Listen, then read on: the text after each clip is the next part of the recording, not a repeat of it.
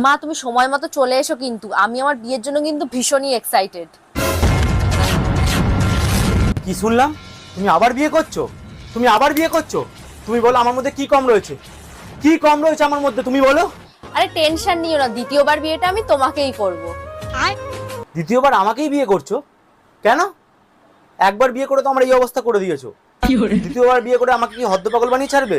আরে তুমি ওসব কথা ছাড়ো, আমি তো 500-600 লোককে ইনভাইটও করে দিয়েছি। এবারের বিয়েটা আমরা খুব বড় করে করব।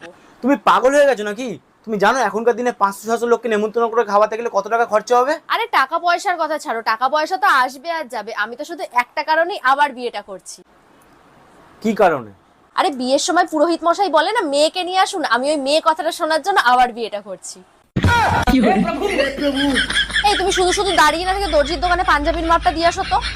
আরে আমি আবার বিয়ে করছি।